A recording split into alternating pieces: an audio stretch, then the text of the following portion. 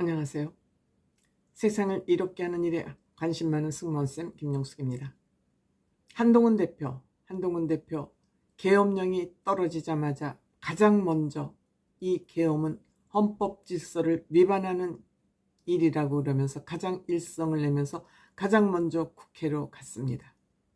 국회로 가서 이 계엄령 선포를 무력화하기 위해서 국회 투표하러 바로 투표장으로 들어갔습니다. 물론 민주당은 말할 것도 없고요.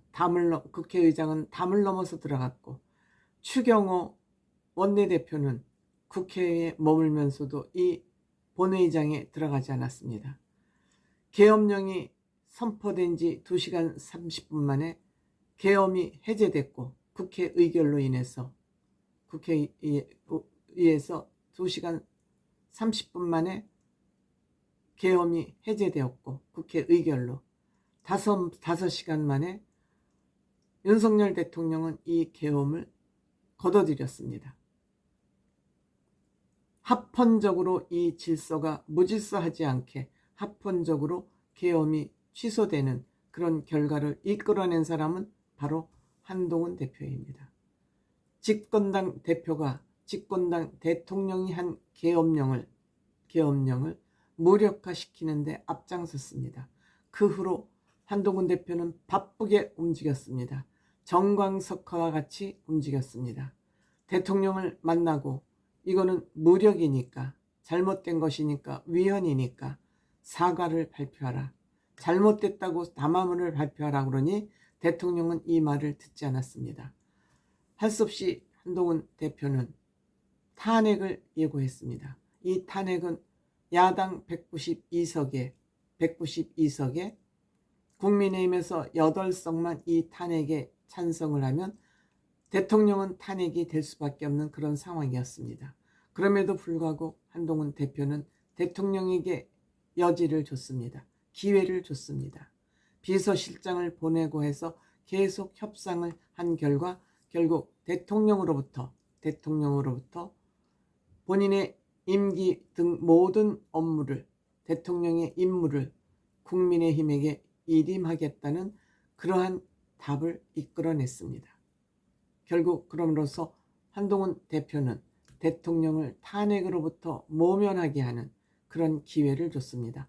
본인은 탄핵에 찬성하지만 전체 보수를 놓고 볼 때는 대통령이 탄핵되는 것은 바람직하지 않다는 그러한 생각을 가지고 절묘한 머리를 쓴 것입니다. 한동훈 대표가 정치력이 부족하다고요? 이렇게 위기관리 능력이 뛰어난데 한동훈 대표에게 정치 경험이 없다고요? 헛소리 개소리라고 저는 생각합니다.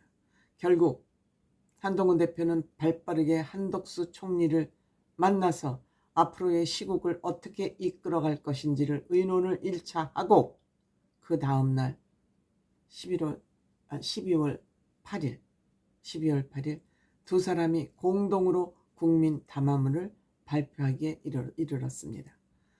한동훈 대표가 주장하고 가장 중요하게 생각하는 것은 윤 대통령은 정상 업무가 불가하다, 정상 업무에서 물러나야 된다, 국민의 준엄한 평가를 이미 받았기 때문에 탄핵은 당하지 않았지만 안정적으로 질서 있게 조기 퇴진을 하는 것이 맞다. 다만 안정적으로 퇴진하기 위해서는 약간의 시간은 필요하다.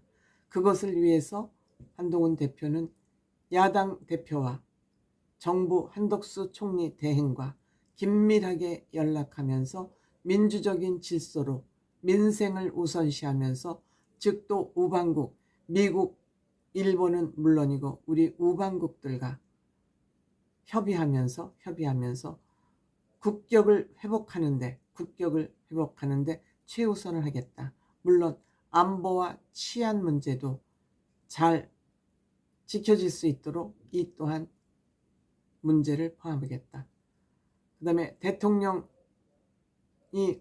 이 정책이나 국가에 참여하지 못하도록 본인이 앞장서서 이 모든 것을 이끌고 나가겠다.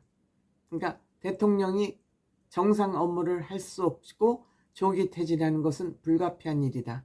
또한 수사 문제인데 이 수사 문제가 엄정하게 수사가 이루어질 수 있도록 있는 힘을 다해서 그 수사에 도움을 줄 것이다.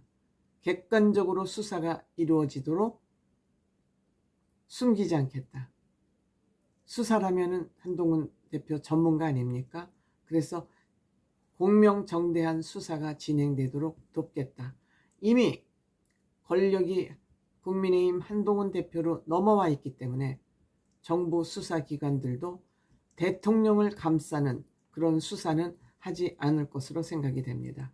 외교, 경제 분야에 특히 영향이 받지 않도록 국민의 피해를 최소화해 나가는데, 그리고 국민의 생활을 안정화시키는데 모든 생각을 모아서 대한민국 바로 세우기에 최선을 다하겠다.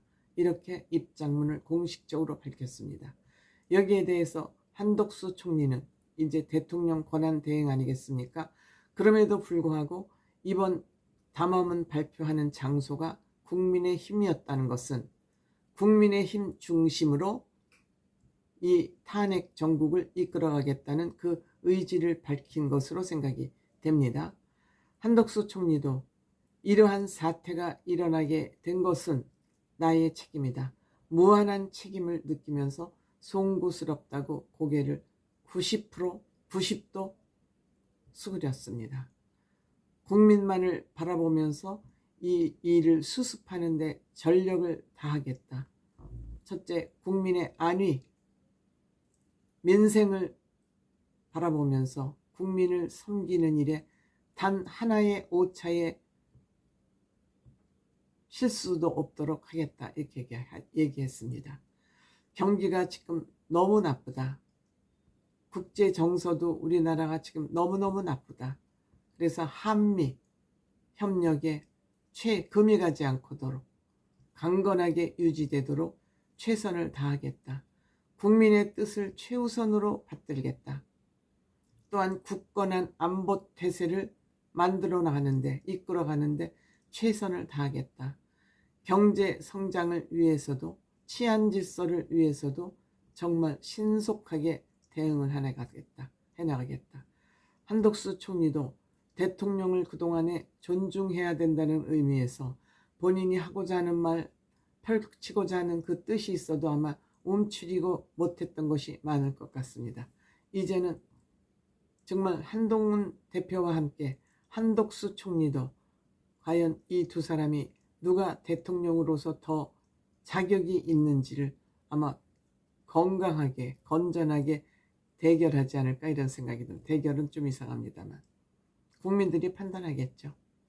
국민 모두를 위해서 위기를 헤쳐나가겠다 다짐이고, 또 하나 야당에게 강력하게 요청했습니다.